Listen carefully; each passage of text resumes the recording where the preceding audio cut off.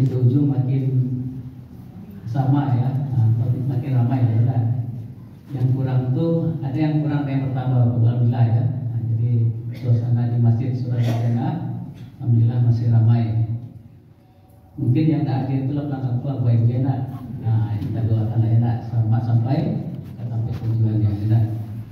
Bapak Ibu yang kami hormati, sebelum kami menyampaikan ceramah singkat, pertama kami menyampaikan informasi bahwa alhamdulillah tadi senja ya atau maghrib tadi sudah selesai Menteri ya melaksanakan sidang penentuan 1 Syawal 1446 Hijriah.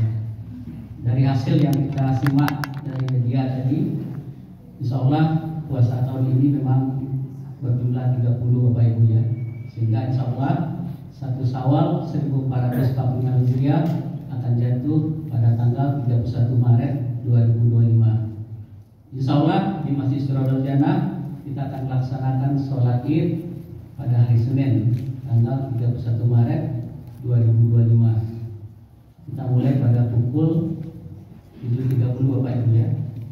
Dan insya Allah Bapak Ibu kita siapkan tempat di lantai 1 seperti ini.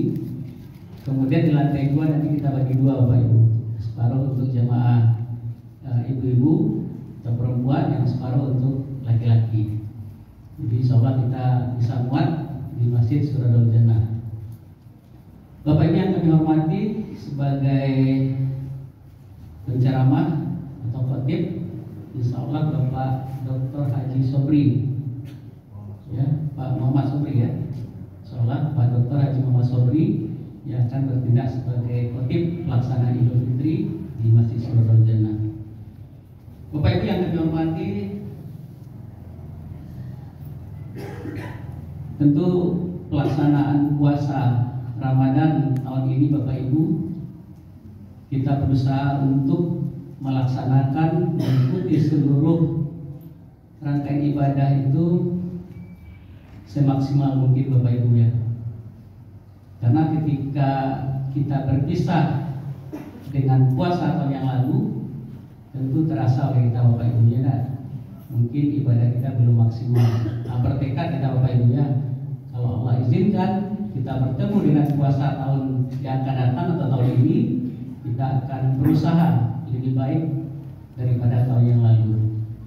Nah, inilah tujuan Bapak Ibu, agar Bapak Ibu sama atau kurang dengan puasa tahun lalu Bapak Ibu. Nah, mudah-mudahan lebih baik Bapak Ibu ya, lebih baik dari puasa tahun yang lalu. Bapak Ibu yang kami hormati, tentu banyak hal Bapak Ibu ya yang kita dapat dari ceramah-ceramah yang diberikan oleh para ustadz. Jadi bulan puasa merupakan bulan pendidikan Bapak Ibu ya. Malah kalau kita pernah baca di kita tonton atau kita lihat di media, akan mempertanyakan, tidak ada itu ceramah-ceramah di bulan puasa tidak, habis sholat tarawih langsung tidak, tapi sholat isya tarawih itu selesai ya. Ada yang cukup keras mengatakan itu tidak ada ya, tidak ada diajarkan seperti itu. Bapak Ibu yang kami hormati, mungkin bagi orang yang memilih tidak melaksanakan ceramah, ya tidak ada masalah Bapak Ibu ya. Tapi bulan puasa ini bulan kesempatan kita dapat hadir, ada semangat kita, ada motivasi kita untuk hadir beribadah di masjid Bapak Ibu. Di bulan puasa inilah mungkin dari sisi aktivitas, kalau malam ayo sonang ado kerja Bapak Ibu nah. Kalau hari biasa kadang-kadang lemburnya digoda, ditugaskan lebih pindah, itu rapi tengah malam Bapak Ibu nah. Tapi rata-rata di bulan puasa itu pertama waktu kerja kita dikurangi, dan kemudian aktivitas kerja di malam hari itu memang ditiadakan Bapak Ibu. Sehingga apa? Pertama ada spirit kita untuk melaksanakan sholat ya di malam hari di masjid secara berjamaah, kita berkumpul bersama-sama, dan kesempatan juga untuk mendapatkan ilmu Bapak Ibu ya, dari yang disampaikan oleh para ustaz-ustaz yang hadir di masjid. Nah itu keuntungan Bapak Ibu. Nah setelah itu baru kita melaksanakan sholat tarawih dan witir. Bapak Ibu yang kami hormati, sebagai landasan ayat dalam ceramah kita pada malam hari ini, yaitu surat Thaha ayat 43, 44, 45 dan 46. Surat ayat ini terkait dengan bagaimana kita lemah lembut Bapak Ibu dalam menasihati seseorang Bapak Ibu. Nah, sering dalam kehidupan Bapak Ibu, kalau dalam kondisi normal gitu, aku yakin itu saya di masa itu orang-orang beriman ketika berbicara dengan seseorang, kita memilih kata-kata yang baik Bapak Ibu ya. Jadi kalau ingin menyampaikan sesuatu ke siapapun, kita pilih kata-kata yang baik, karena agama memang mengajarkan kita begitu Bapak Ibu. Pilihlah kata-kata yang baik. Lalu kata-kata yang baik itu kita rangkai menjadi kalimat-kalimat yang baik.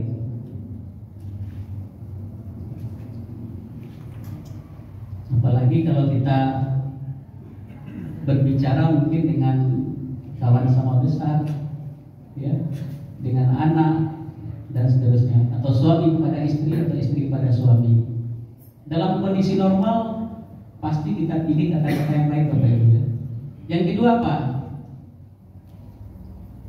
Kita akan sampaikan sesuatu yang benar Bapak Ibu.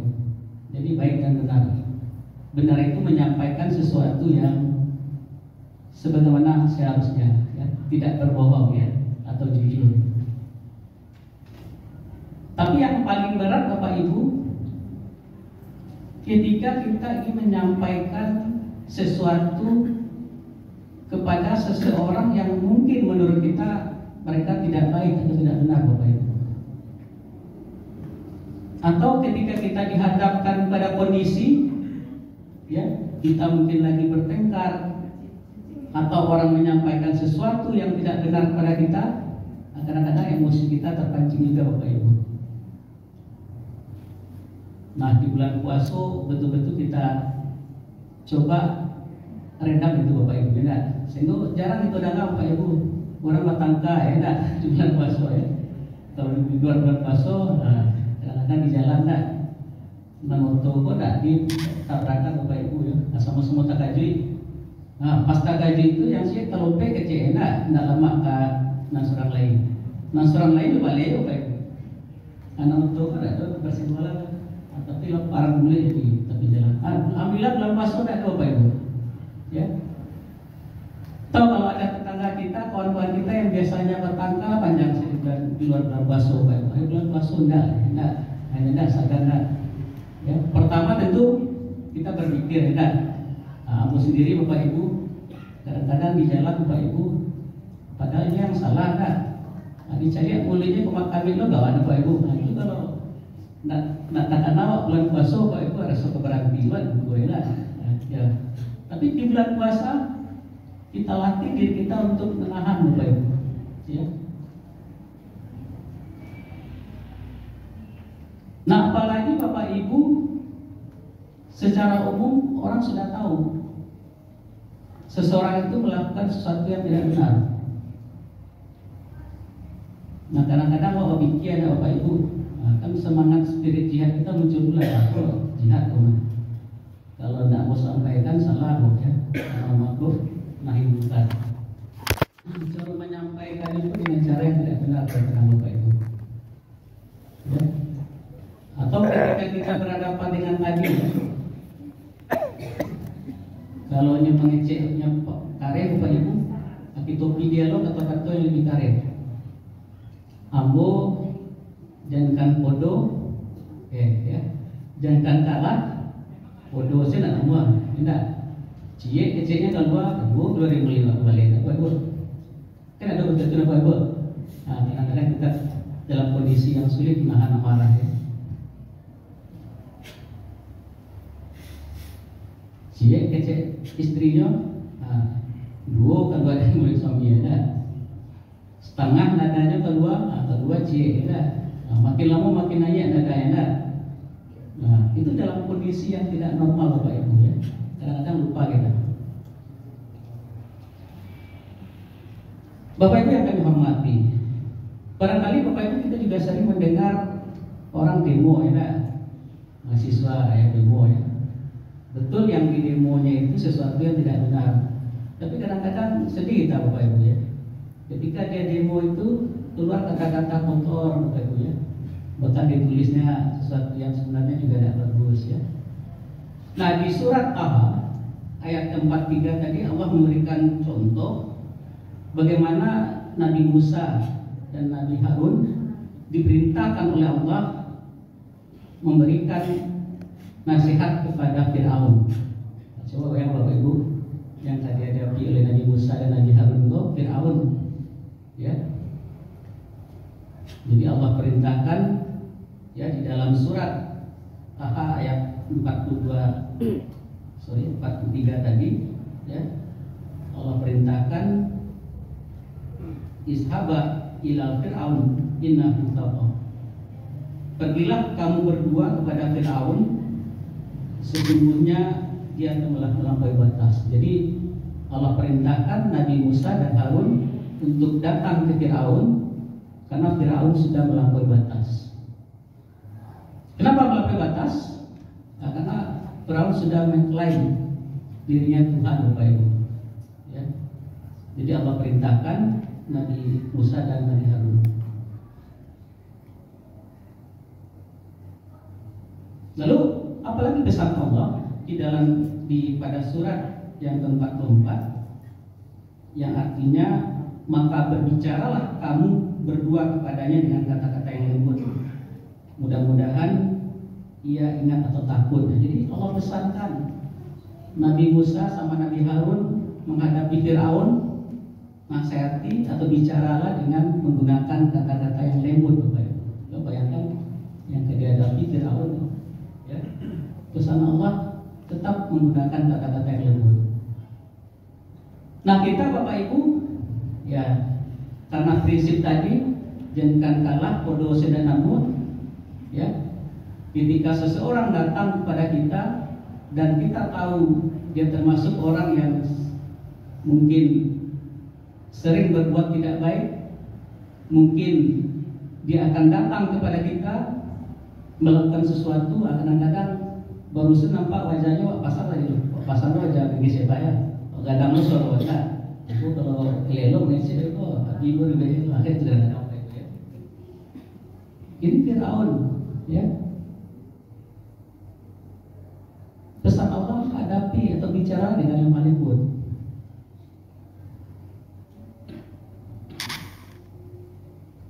Tapi Bapak Ibu dalam kehidupan mungkin Bapak Ibu pernah juga merasa ya, ketika seseorang itu datang dengan sangat keras pada kita, apakah keras dari ucapannya, apakah keras dari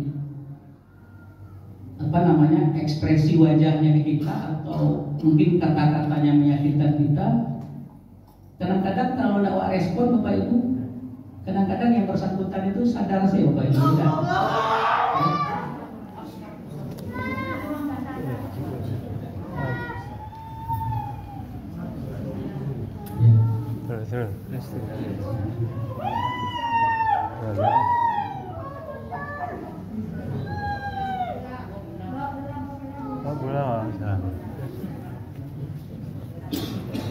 Nah Bapak Ibu yang dirahmati Allah ya, ketika Nabi Musa dan Harun mendapat perintah dari Allah ya, dengan pesan hadapi Fir'aun dengan bicara dengan kata-kata yang lembut, secara manusiawi Nabi Musa dan Harun tentu berpikir pula Pak Ibu. Nah, Fir'aun yang dihadapi disuruh mengecek yang lembut. Ini dakwah dia punya benar. Ya, kurang baga saya takut ya enggak mengecek apa pun dari dangannya. Nah di dalam surat Taha ya, Nabi Harun dan Musa ini berdialog lagi dengan Allah ayat 45 ya. Berkatalah mereka berdua, Ya Tuhan kami, sesungguhnya kami khawatir bahwa Ia segera menyiksa kami atau akan bertambah melampaui batas. Camnya dari Musa Harun. Kalau mengecek Lelo itu Firaun tidak. Awak yang disiksa ya Bapak Ibu. Assalamualaikum itu tadi kan. Kalau awak nak balik dengan bahasa yang kare, jajan awak yang dihabisi gitu ya. Kalau nak mau balik ini, nak mau lawan ya, jajan itu kecil orang lain itu loh itu, padahal kan itu tidak. Atau makin lama makin diinjak jauh ada. Itu kan sesuatu yang manusia Bapak Ibu tidak. Ya.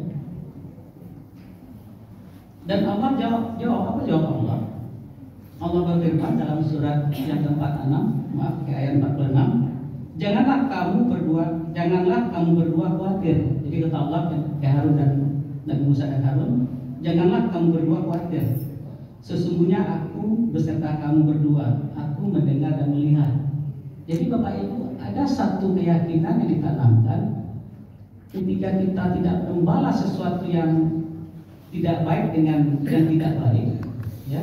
Walaupun yang kita hadapi seseorang yang keras mungkin, atau dia betul-betul menyinggung kita, menuduh kita melakukan sesuatu yang sebenarnya tidak kita lakukan, lalu tidak kita respon dengan cara yang sama Bapak Ibu. Itu janji Allah, kata Allah ya. Jadi kata Allah, jangan khawatir. Sesungguhnya aku beserta kamu berdua. Aku mendengar dan melihat. Jadi Allah pemilik hati Bapak Ibu ya. Mungkin Bapak Ibu bisa merasakan orang datang ke kita marah-marah, orang datang menyampaikan sesuatu yang tidak benar tentang kita diam aja Bapak Ibu, tidak kita lawan. Kita berdoa aja ya, mudah-mudahan Allah tunjukkan kebenaran itu ya. Dan Allah bukakan hati dan pikirannya untuk melihat kebenaran. Itu mungkin masing-masing kita pernah merasakan Bapak Ibu. Tiba-tiba datang sih suatu hari yang kawat Bapak Ibu. Maaf Ibu, Pak, ambo lah salah Pak, salah Pak, enggak? Yo ambo lah satu lo menggura-gura Pak. Padahal Pak dapat itu, tidak Ibu dapat itu. Karena itu orang yang menggura-gura itu yang sebenarnya yang lebih jelek ya Pak. Jadi itu Allah punya kuasa Bapak Ibu, ya. Atau ketika menghadapi orang yang marah, kita balas dengan kata-kata yang lembut. Nak merah ya di waktunya, tanam ya. Nah oleh karena itu sekali lagi di dalam Islam ya tentu salah satu cara berkomunikasi tadi, pertama tentu kita harus menyampaikan suatu kata-kata yang baik, kemudian menyampaikan yang benar. Yang ketiga tadi lemah lembut Bapak. Bayangkan Firaun ya, Allah pesankan apa yang kita hadapi belum tentu cucu Firaun mungkin Bapak Ibu ya. Mungkin orang-orang kawan-kawan saudara-saudara kita yang mungkin hilaf ya. Bapak Ibu yang kami hormati, kenapa kami ambil topik ini? Karena di bulan puasa ini yang sering kita rem Bapak Ibu. Ketika baru kamu ngecek lah katakan awak puasa biasalah itu ya pada sore. Ya sering kita lakukan itu Bapak Ibu. Nah sehingga apa? Tentu harapannya di luar bulan puasa ini tetap kita lakukan Bapak. Yakinlah Bapak Ibu, seperti apapun orang melakukan sesuatu kepada kita, mungkin menyampaikan sesuatu kepada kita, lalu kita respon dengan baik, insya Allah ada Allah nanti Bapak Ibu ya. Lambat laun kebenaran itu akan terungkap. Orang yang tadi salah, insya Allah dia bisa menyadari apa yang disampaikan itu tidak benar Bapak Ibu. Nah oleh karena itu Bapak Ibu, memang dalam agama kita disampaikan lisan itu bahaya Bapak Ibu ya. Kadang-kadang bertangka kakak yang dipermasalahkan seketik Bapak Ibu.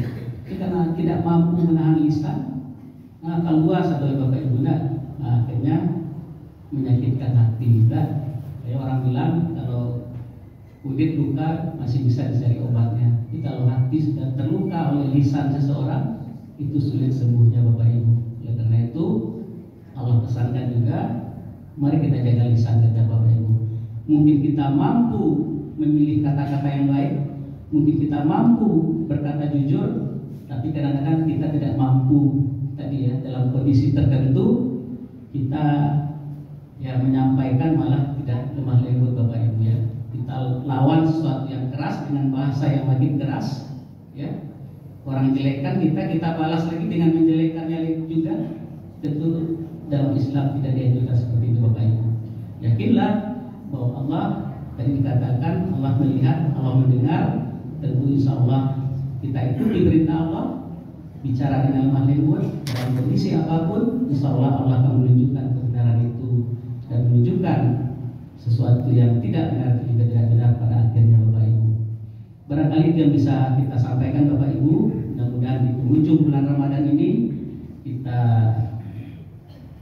semua amal ibadah kita diterima oleh Allah Subhanahu wa taala. Amin ya rabbal alamin. Bapak Ibu yang kami hormati, terakhir tentu sebagai pengurus kami mengucapkan terima kasih kepada Bapak Ibu yang sudah memberikan donasi. Alhamdulillah donasi kita tahun ini sudah mencapai target Bapak Ibu. Tapi karena masih 1 hari bulan puasa, masih ada kesempatan untuk beramal yang mendapatkan balasan amal ibadah yang berlipat ganda. Mudah-mudahan 1 hari besok masih juga ada Bapak Ibu yang bersedekah, berdonasi untuk kegiatan Ramadan dan kegiatan masjid di Masjid Surorul Jannah. Kemudian kami juga ingin sampaikan informasi bahwa tadi malam kita juga sudah membagikan membagikan santunan untuk anak yatim sebanyak 32 orang anak yatim dan juga untuk 2